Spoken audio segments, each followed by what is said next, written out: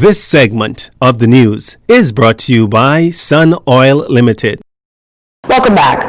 While the Chief Medical Officer contends that lockdowns are not sustainable, Dr. Pearl McMillan says a partial lockdown of the island is not off the table. Asked if it would be possible for parts of the island of New Providence to be locked down, the CMO confirmed that if there is a surge of cases or an outbreak in one particular area of Nassau, then they will certainly make the recommendation that that area be locked down. It's not an easy thing to do, but certainly I know of a number of countries in the region, in the CARICOM region, who would have done it. And, you know, they had some success with it. But we will continue to monitor the cases and where they are happening and make recommendations along the lines of, you know, public health measures, be they very restrictive or lesser measures. In late August, Prime Minister Dr. Hubert Minnis stated that no hard lockdown was recommended for the capital after overturning his decision to place the island on a sudden 7-day lockdown. The Chief Medical Officer is encouraging the public to understand that COVID-19 will be with us for some time, so we must follow the social distancing protocols. That's wearing masks and avoiding large gatherings so that we can coexist with the virus. While well aware of the position of a number of major hotels not being prepared to reopen next month, the Ministry of Tourism made an announcement that the tourism industry will restart October 15th. Tourism Minister Dionisio D'Aguilar contends that the announcement to reopen with vacation in place for international tourists next month is just to get the ball rolling. The tourism minister says his ministry was in discussions with Bahamas and Atlantis Resort and says a number of the hotels indicated that they wanted to wait until after the U.S. elections slated for November 3rd and to possibly open before Thanksgiving or Christmas. And he says that's fair enough. Opening a large hotel is a very complex and difficult undertaking. There's so many moving parts that you have to get in place. In addition to that, they have to be comfortable with the fact that their core markets out of the United States, where they would be receiving most of their guests, are in a position to travel right now. We think that there is demand, but there are certain impediments in place that make it a little bit more difficult to come to this destination.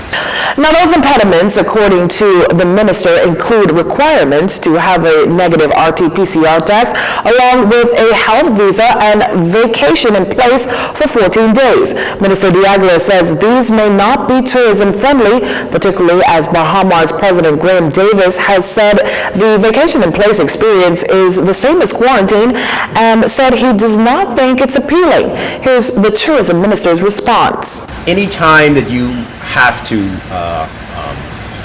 be in a particular place for up to 14 days, it's not as long as 14 days, people are going to see that as a problem. So, for example, the Dominican Republic today, on the 15th of September, is opening up their entire country to no testing and no quarantine. Mexico presently has that. And so that's what the competition is doing.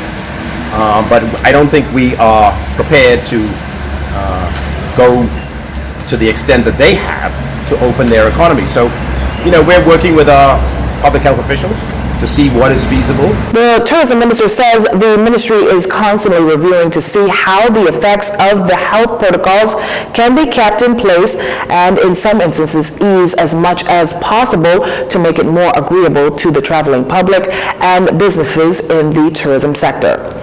A body discovered in the western parking lot of Goodman's Bay mid-morning is being classified as a sudden death. The police were called to the area where they discovered the lifeless body of a male. Here's Press Liaison Officer ASP Audley Peters with more information. Shortly before 10 a.m. this morning, police received reports of a body being found in the western parking lot of Goodman's Bay. Officers responded, and on their arrival, they discovered in a gray vehicle a male's body lying crouched under the passenger seat.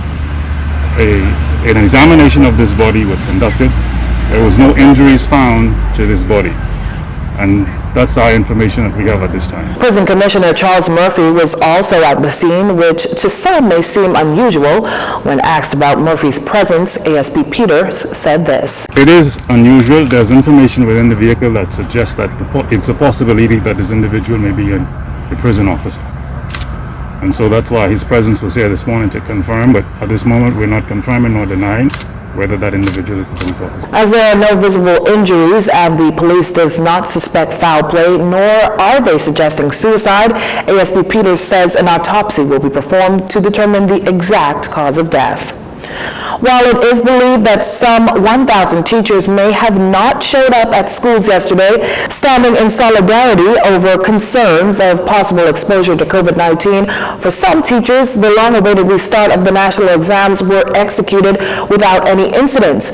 This coming from Director of Education Marcellus Taylor, as the BJCs and BGCSEs continued yesterday. From all indications, things went well. We were able to execute the exams that were scheduled for the day without any incident, as far as I know. We have a group of competent school administrators and teachers, and we even engaged some outside invigilators who assisted with the process.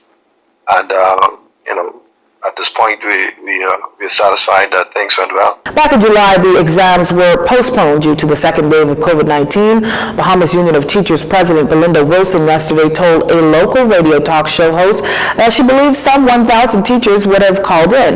Now, when asked the numbers of the teachers that may have called in, Mr. Taylor says that there were some teachers who didn't report to work. However, he's still awaiting the final report of those numbers. The national exam scheduled to continue until October 2nd. Stay with us. This segment of the news has been brought to you by Sun Oil Limited.